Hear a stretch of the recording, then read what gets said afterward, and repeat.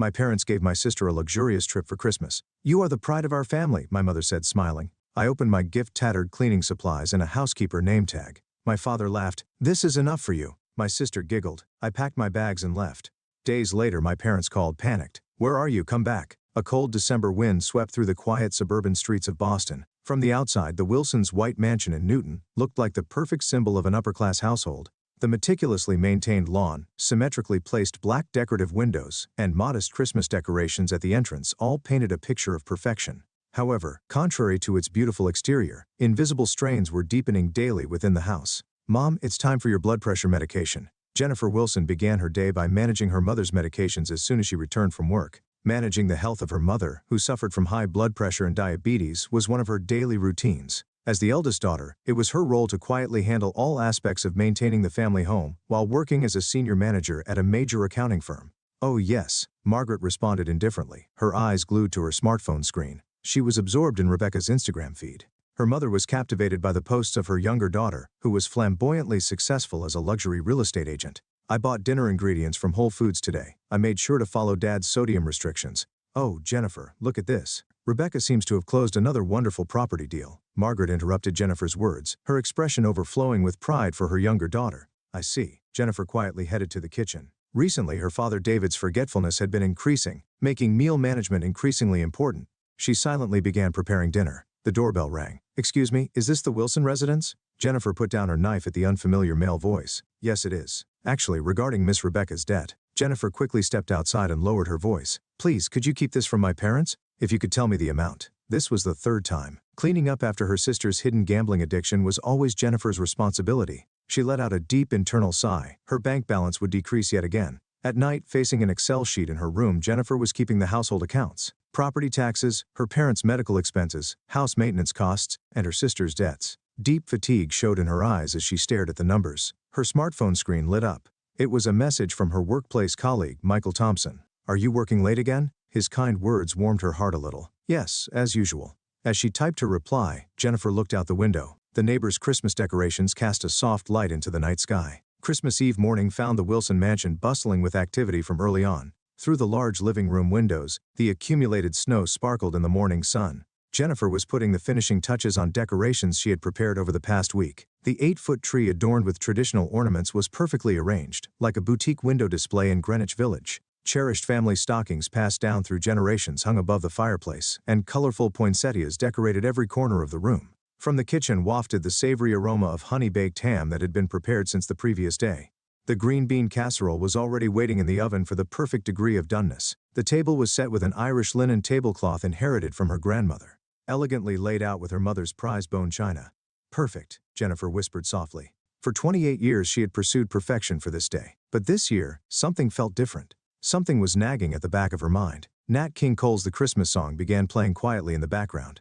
It was her father David's favorite song. Jenny, this is wonderful. Her father, who had come down the stairs, was surprisingly well dressed. He was wearing a new Brooks Brothers suit and even had on an expensive watch he rarely used. Her mother, Margaret, had also applied her makeup more carefully than usual and changed into a gorgeous dress. I wonder if Rebecca will be arriving soon. There was undisguised anticipation in her mother's voice. At that moment they heard the sound of a luxury car engine, followed by a honk. Oh, she must be here. Her mother hurried to the front door.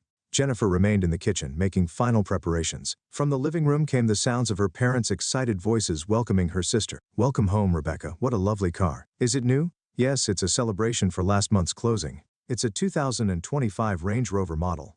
There was a note of pride in Rebecca's voice. She entered the living room carrying an Hermes Birkin bag, her Louboutin heels clicking on the floor. My, this tree, who decorated it? Jennifer did. She does it every year. It's a bit old-fashioned, isn't it? These days, celebrities hire professional stylists. Rebecca sniffed dismissively while taking out her smartphone. Oh yes, I must show everyone my achievements this year.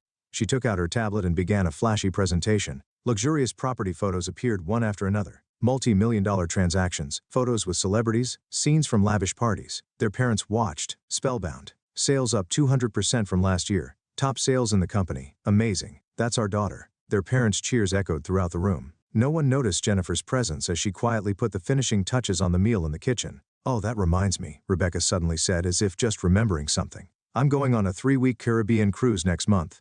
Taking time off from work. How wonderful. Mother's eyes sparkled. But are you sure about the money? David asked worriedly. Of course, I have plenty of savings. Jennifer involuntarily paused. The thought of her sister's debt that she had covered just last week crossed her mind. But no one mentioned that. Now, it's time for presents, Mother announced excitedly. Everyone gathered around the tree. Jennifer, having finished bringing out the last dishes, quietly joined the circle. First, for Rebecca, Mother pulled out a large envelope. Inside was a ticket for the top suite room on the luxury cruise ship Royal Caribbean. You are our pride and joy. Mother embraced Rebecca with a beaming smile. Now you can have a wonderful vacation. Rebecca squealed with delight and immediately began taking photos of the cruise ticket with her smartphone. Next, Jennifer. Father's tone changed. He pulled out a large paper bag from behind him. Here's your present. Inside the paper bag was a set of used cleaning supplies, a broom, dustpan, rags, and along with them there was a name tag. It read housekeeper. This should be enough, right? I even included a housekeeper's name tag that suits you perfectly. Father let out a loud laugh. Her sister gave a mean-spirited snicker. This suits you best, Mother said in a tone that suggested it was perfectly natural. The room's atmosphere froze. Jennifer stood up silently. She picked up the cleaning supplies and carefully arranged them on the table. Thank you. Her voice was surprisingly calm. I think I'll take a break. Jennifer went upstairs to her room. The family's laughter could still be heard from downstairs. She quietly opened her closet and took out a suitcase she had prepared in advance. The essential items were already packed. Passport, bank book, certificates. Everything had been prepared for this day. Outside the window, it had started snowing again. Jennifer placed an envelope on her desk.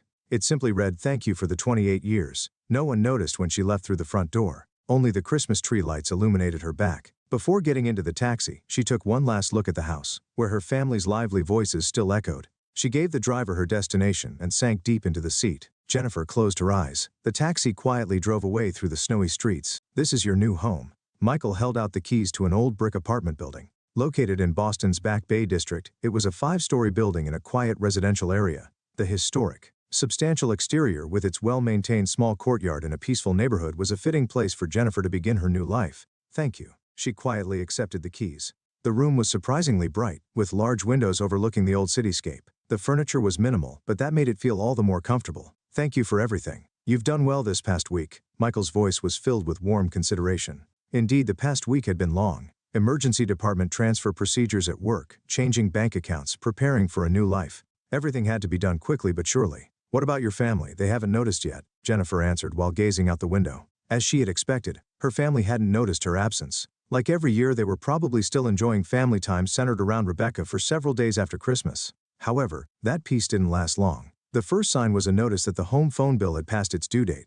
The payment that Jennifer would normally have processed automatically had been left unpaid. Next, her father noticed. Where are my medications? David Wilson was confused by the absence of his prescription medications that should have been arranged in their usual place. The medicine box, organized by week with designated times for taking each pill, had disappeared. In fact, Jennifer had been managing all of that. Margaret couldn't maintain her diabetic diet restrictions. It had been Jennifer who had considered the nutritional balance of every meal, calculated calories, and adjusted salt content.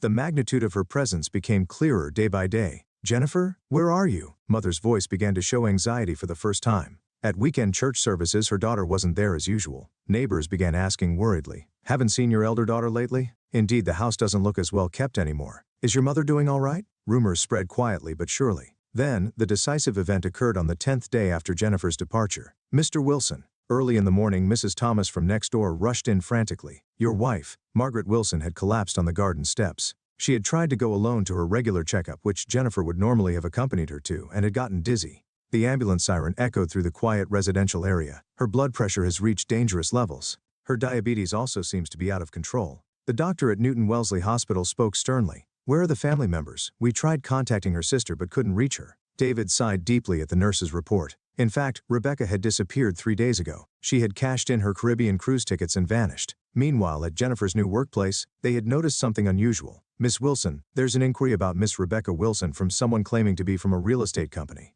Jennifer closed her eyes for a moment. "Please put them through." The voice on the other end was her sister's company supervisor. "Actually, a serious problem has come to light.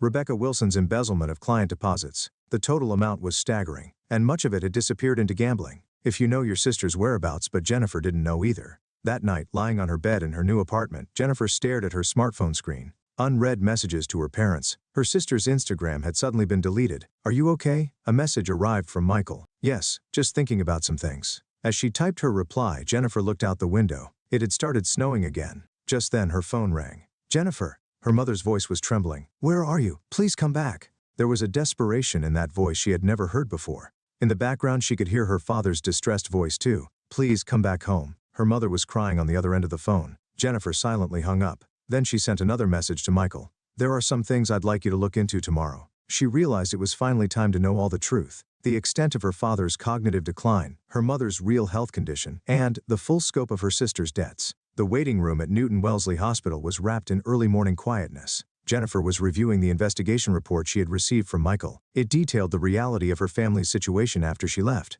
"Ma'am, it's visiting time." Looking up at the nurse's voice, she saw her father David at the end of the corridor. Having spent every day caring for her bedridden mother, he was clearly exhausted. "Jennifer?" Her father's eyes widened. However, his expression showed neither the dignity nor arrogance of before. He was just a tired old man. "Dad, please sit down." Jennifer quietly opened the report. "I've confirmed everything here." The first page contained her father's diagnosis, early-stage Alzheimer's dementia. The symptoms had apparently begun 2 years ago. "Why did you keep quiet about this? I didn't want to worry you." Her father looked down. But that was just an excuse. In reality, he simply hadn't wanted to admit his dependence on his eldest daughter. The next pages contained her mother's medical records. "Mom's condition was more serious than I thought. Progression of diabetic nephropathy, strain on her heart from hypertension, and a diagnosis of depression. Everything had rapidly deteriorated in the months since Jennifer's absence. We got a call from her primary physician." Her father's voice trembled. "Your mother needs serious care. Someone from the family needs to be with her constantly." That's what they were told.